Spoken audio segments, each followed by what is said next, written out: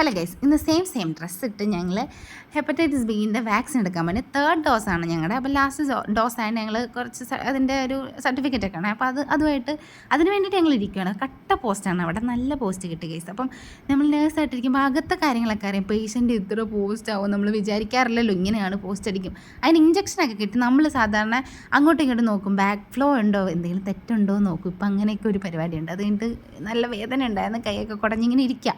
അപ്പോൾ അവിടെ കുറച്ചും കൂടെ പോസ്റ്റൊക്കെ കിട്ടി നമ്മളിങ്ങനെ ഇരിക്കുക. എന്നിട്ട് അതൊക്കെ കിട്ടി ഞങ്ങൾ ഇറങ്ങി. അപ്പം ഇഞ്ചക്ഷൻ എടുത്ത് കിട്ടിക്കഴിയുവാണെങ്കിൽ നമ്മൾ വെയിൽ കൊള്ളിരുന്ന സത്യത്തിൽ ഞങ്ങൾ അന്നത്തെ ദിവസം നല്ല വെയിൽ കൊണ്ട്. അതുകൊണ്ട് ഹെൽമെറ്റ് മേടിക്കാനുണ്ടായിരുന്നു. അപ്പോൾ ഹെൽമെറ്റ് മേടിക്കാൻ വേണ്ടിയിട്ട് ഞങ്ങളൊരു കടയിൽ കയറി. ഞങ്ങളെല്ലാ ഹെൽമെറ്റും മാറി വെച്ച് നോക്കുകയാണ്. അച്ഛൻ പ്രത്യേകിച്ച് ഞങ്ങളോട് പറഞ്ഞിട്ടുണ്ടായിരുന്നു, ബ്ലാക്ക് ഹെൽമെറ്റേ മേടിക്കാവുള്ളൂ, മഞ്ഞയും പച്ചയും വേറെ ഒരു കളറും മേടിക്കരുത് പറഞ്ഞിട്ടുണ്ടായിരുന്നു. ഈ ഹെൽമെറ്റ് വെച്ചേക്കുമ്പോൾ എൻ്റെ കവൾ ഇങ്ങനെ ഇരിക്കുന്നു, വീർത്തിരിക്കുന്നു.